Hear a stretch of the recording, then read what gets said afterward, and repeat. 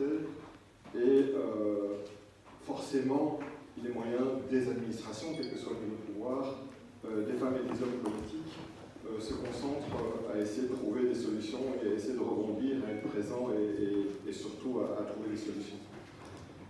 Et en même temps, il est fondamental de ne pas perdre de vue un certain nombre de combats qui sont aussi fondamentaux et qui ont fait l'objet d'une actualité à un moment donné, il y a 1 an exactement. Ça se passait plutôt en soirée, c'était juste ici à l'extérieur. Il y a eu une mobilisation d'un petit ou d'un bon millier de femmes qui étaient là et qui étaient là en train de crier une colère qui était plus que légitime. Et on a senti à ce moment-là que quelque chose se passait. Je me souviens, j'étais présent ici, dans l'immeuble, j'ai proposé de recevoir une délégation et il y a eu ce premier contact. Je me suis, au nom de la commune, j'étais accompagné de l'échelon de la prévention, c'était Biadiero à l'époque, et Rosonel est là pour le remplacer aujourd'hui et depuis quelques temps maintenant. J'étais aussi avec des responsables de la police qui étaient présents, surtout du côté aussi accompagnement des victimes, la présidente du conseil communal, Monica Trassoni, et j'ai pris un engagement qui était celui de mettre des moyens pour objectiver la parole, objectiver le vécu, et j'y reviendrai un peu plus tard. Et 1 an après, il me semble que notre responsabilité, ici à la Comic XL, c'est aussi de faire en sorte que ces thématiques ne sortent pas du scope de l'actualité. Que ces thématiques, malgré la légitimité de toutes les autres causes qui peuvent nous mobiliser, restent dans l'agenda à la fois médiatique, parce qu'on sait que ça fait bouger les choses quand même, mais surtout à l'agenda de l'action publique. Et je suis très touché que pour la première fois, je pense qu'on a une rencontre aussi qui réunit des personnes de niveau de pouvoir et d'intervention différents.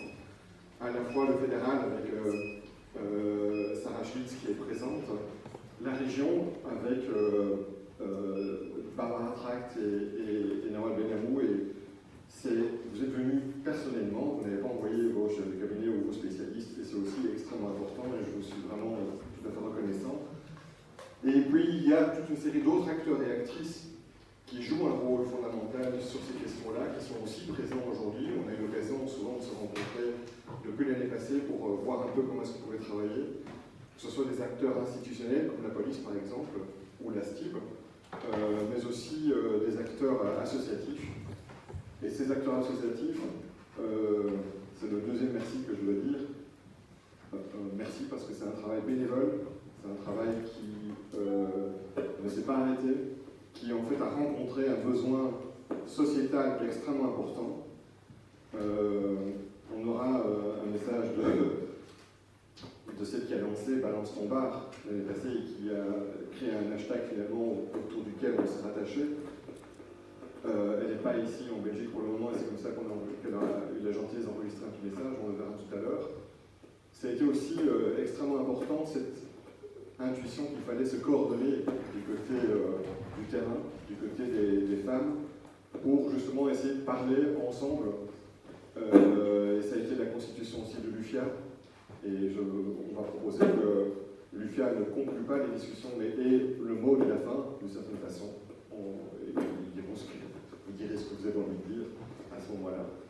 Et l'idée étant aujourd'hui de faire le point un peu sur qu'est-ce qui a changé, qu'est-ce qui a bougé, ou qu'est-ce qui est en préparation depuis 1 an, depuis qu'on en a parlé, avec en gros 2 aspects, qui est tout ce qui est la prévention et toutes les politiques de prévention qu'on peut mettre en œuvre, et puis d'un autre côté, tout l'accompagnement des victimes.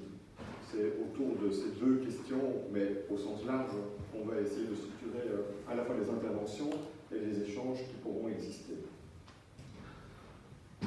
De notre côté, au niveau communal, je pense que vous le savez forcément tous parce qu'on a envoyé le résultat de cette étude à tout le monde pratiquement. J'avais pris l'engagement de commander une étude qui serait faite par les femmes de manière indépendante. On a fait un petit appel, un petit marché, et puis c'est finalement Égérie qui est aussi présente avec ses 2 représentantes qui ont fait un travail assez remarquable pendant quelques longues semaines pour essayer de récolter de la façon la plus académique, je dirais, la plus objective, les témoignages, tant d'un point de vue quantitatif qu'un point de vue qualitatif. Et le résultat de l'étude est extrêmement important puisqu'il permet de mettre, peut-être de donner, s'il le fallait, une espèce de légitimité à tous ces témoignages qu'on a souvent banalisés en disant oui, enfin c'est un témoignage qui vient comme ça et on ne sait pas très bien sa portée, c'est difficile de l'estimer. Et là, on a cette valeur, d'une certaine façon, un peu académique, apporte aussi un élément. On a voulu partager avec le plus d'acteurs possible. Cette étude a été envoyée à l'ensemble des communes de Belgique, en français et en néerlandais. Elle a été envoyée à tous les ministres qui ont une compétence directe ou indirecte sur ces questions-là, parce que clairement, si nous estimons avec Excel qu'on a une responsabilité à continuer à mettre un peu le focus sur ces questions-là, parce que le mouvement est né ici, mais aussi parce qu'on est une ville avec beaucoup d'étudiants, des universités, des hautes écoles, et aussi beaucoup d'établissements, des bars, des lieux de sortie, on estime qu'on a une responsabilité, même si on sait très très bien que ce n'est pas du tout un phénomène ixellois, ni celui d'un quartier, c'est un phénomène qui est beaucoup plus général, c'est un phénomène de société, je dirais même, auquel on doit toutes et tous porter l'attention qui est nécessaire.